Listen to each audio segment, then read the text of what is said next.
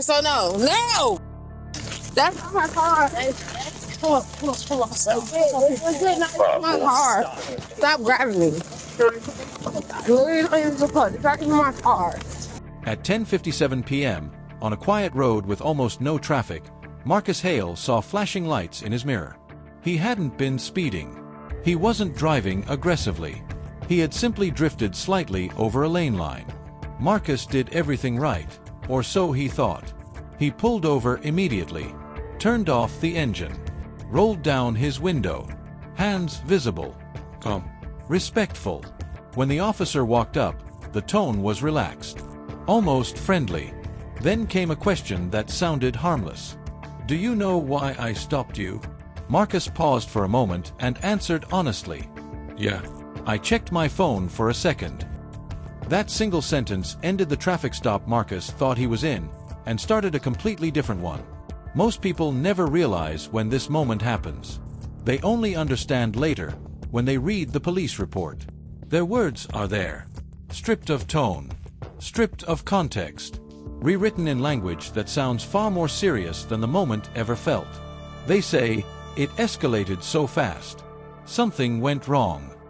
As a lawyer, I can tell you, nothing went wrong. The system worked exactly as designed. I see this pattern constantly. Clean records, minor violations, no criminal history, one unnecessary sentence, and consequences that last far longer than the stop itself. Here's what most drivers don't understand. A traffic stop feels informal on purpose. You stay in your car. The officer speaks calmly. There's no accusation at first. That atmosphere creates the illusion of a casual conversation. Legally, it is not. A traffic stop is a detention. You are not free to leave. And every word you say can be documented, interpreted, and later used as evidence. From the moment those lights turn on, the encounter becomes structured, even if it doesn't feel that way. Here's the first hard truth most drivers are never told. You and the officer are not participating in the same interaction. You want the stop to end quickly and peacefully. The officer is observing, evaluating, and deciding whether the stop should expand. Those goals may feel aligned. Legally, they are not. And the moment that difference matters most is when the questions begin. Most traffic stops don't escalate because of what officers see. They escalate because of what drivers say. Once you understand that, you'll realize how often people unknowingly talk themselves into trouble. Most drivers assume the stop will stay focused on the original issue.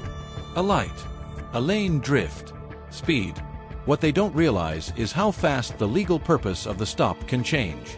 The law allows a stop to expand the moment reasonable suspicion appears. That doesn't require proof. It doesn't require certainty. It only requires a reasonable basis to continue. One sentence can create that basis instantly. This is why certain questions are far more dangerous than they sound. Do you know why I stopped you? Where are you coming from? Have you had anything to drink tonight? These are not asked to help you. They are not required to be answered. They are designed to see whether you will admit fault, guess incorrectly, volunteer information, or contradict yourself later. When Marcus admitted he was checking his phone, he thought he was being cooperative. Legally, he removed the need for observation. The officer no longer had to infer distraction. It was documented directly from the driver. This is where honesty becomes a trap. People believe honesty will shorten the stop. In reality, roadside honesty often lengthens it. The legal system does not reward honesty here. It evaluates whether the officer had a lawful reason to proceed. Once an admission exists, that threshold is met. No persuasion required. No argument needed. The record does the work. Drivers say things they believe are harmless. It was just for a second. I'm tired. I only had one drink. I wasn't really paying attention. These statements feel human. They feel reasonable. Legally, they are powerful.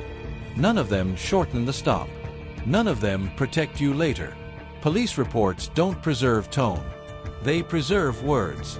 And those words are written to justify action, not empathy. If you think politeness protects you, listen carefully. Politeness is another misunderstood risk. Mid-video truth. Most people don't lose cases because they were caught doing something wrong. They lose because they helped finish the case against themselves. Silence feels dangerous to drivers. They fear it will look rude, suspicious, defiant. That fear pushes people to speak, when restraint would protect them. Legally, silence is allowed. Drivers must identify themselves and provide required documents. Beyond that, most investigatory questions are optional. Declining to answer does not create guilt. It prevents evidence from being created. What matters is clarity. Silence without clarity can be misinterpreted. Clear language sets boundaries. I choose not to answer questions. I'm going to remain silent. These phrases are calm, lawful, effective. The mistake people make is inconsistency. They assert silence, then keep talking out of discomfort. Partial silence offers no protection. Courts favor clarity. Ambiguity benefits the record, not the driver. Most drivers feel the exact moment when a stop changes. The questions narrow. The pauses grow longer. The tone shifts. That is the moment the stop stops being about the original violation. Once suspicion exists, the stop does not contract again.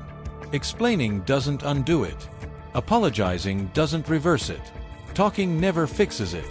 If talking your way out worked, traffic lawyers wouldn't exist. The system is not designed to be reversed through explanation. Once the legal basis exists, it stands on its own. The only reliable way to avoid escalation is to avoid creating that basis in the first place. So what should you actually do? Pull over safely. Keep your hands visible. Provide required documents. Follow lawful instructions. Answer what is required. Decline what is optional. Respect is shown through behavior, not conversation. Silence is not defiance. It is restraint. Clarity is not aggression. It is strategy. Most traffic stops don't ruin lives because of the violation itself. They do so because of what happens afterward. Clean records don't protect against admissions. Good intentions don't survive paperwork. Politeness doesn't erase statements. Nearly every serious traffic case follows the same pattern. Minor stop. Unnecessary sentence. Long-term consequences. A traffic stop is not a conversation. It is a legal encounter with permanent effects. Silence preserves options. Words remove them. If one sentence can change the direction of your life, knowing when not to speak may be the most important skill you never knew you needed. If this changed how you think about traffic stops, share it with someone who drives. Most people learn this lesson too late. Subscribe for clear, practical legal explanations before a single sentence costs you far more than you expect. Stay safe. Stay aware. And I'll see you in the next one.